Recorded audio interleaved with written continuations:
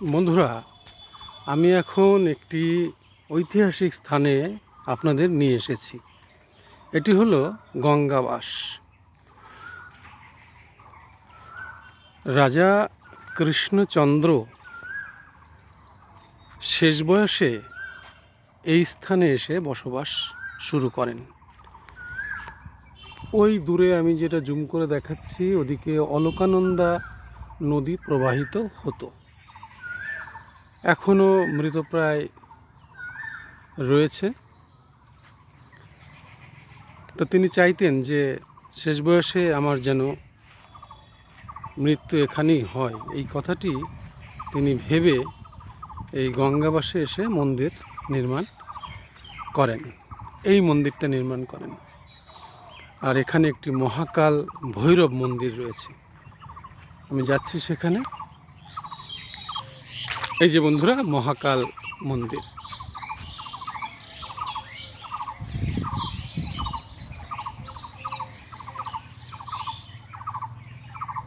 এখানে প্রকৃতি আপনাকে স্বাগত জানাচ্ছে। পাখির ডাকে আপনি মোহিত হয়ে যাবেন চারিদিকে।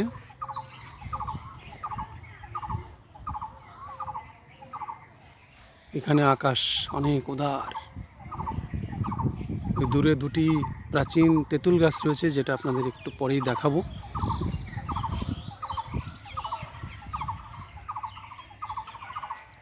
বন্ধুরা, দুই পাশে দুটি স্তম্ভ দেখছেন। এটি তার প্রাচীনত্বের স্মৃতি বহন করছে।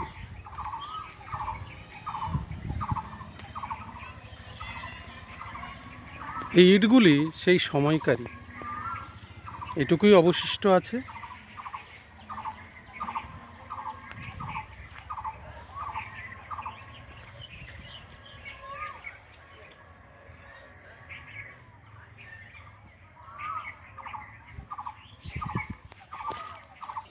বন্ধুরা, আপনারা হরিহর আত্মা কথাটির সঙ্গে পরিচিত আছেন। হরি এবং হর, কৃষ্ণচন্দ্র রাজা মনে করতেন দুটোই এক, আলাদা কিছু নেই। একটা দ্বন্দ্ব হয়েছিল, হরি বড় না হর বড়।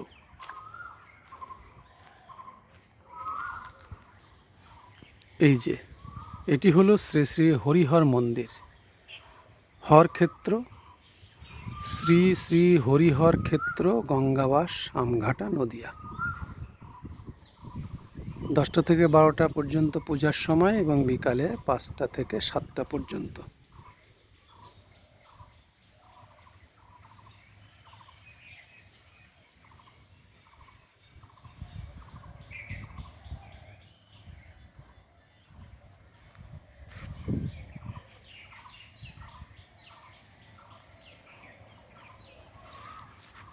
আমাদের শ্রদ্ধেয় বিধানদা, উনি অনেক জানেন এই সম্পর্কে, কিন্তু বলতে চাইলেন না।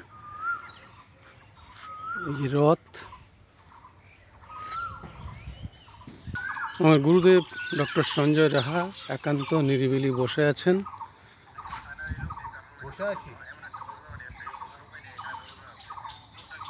বন্ধুরা, হরিহর এই ক্ষেত্র সম্পর্কে ডক্টর সঞ্জয় রাহা কিছু তথ্য তুলে ধরবেন, উনি যতদূর জানেন।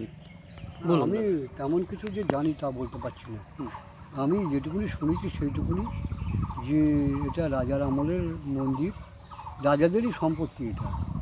এইবারে এইটা বিস্তৃত ছিল, এখানে একটা নদী ছিল, হ্যাঁ, অলকা। সেই অলকা পর্যন্ত, এখন অলকা বিল বলে, সে বিলও আর নেই এখন। এখন ছোটো ছোটো খণ্ডে খণ্ডে পুকুর হয়ে গেছে। এই পাঁচিলটা একেবারে নতুন, তুমি পাঁচিলটা দেখে নাও। এই পাঁচিলটা একেবারেই নতুন, এই ছিল না। আমরা হেঁটে চলে যেতাম বিলের ধার পর্যন্ত। আর এই বিলটায় প্রচুর পরিযায়ী পাখি আসতো। আর এই বিলের ধারে একটা উঁচু ঢিপি ছিল। সে ঢিপি ছিল, সেই ঢিপিটায় ছোটো ছোটো ইট।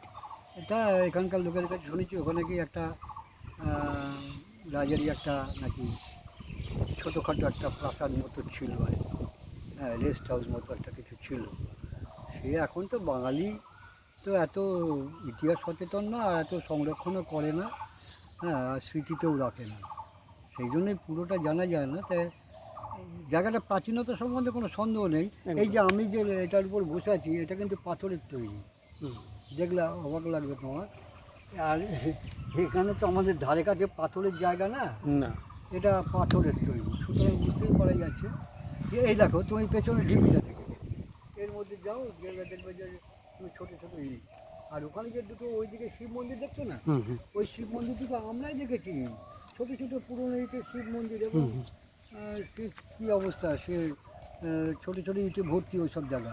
তা এখন তো নতুন করে করেছে, আর বোঝার উপায় নেই, মনে হচ্ছে বোঝার নতুন জায়গা। হুম। না, এ কয়েকশো বছরের পুরনো জায়গায় ব্যাপারে সন্দেহ নেই।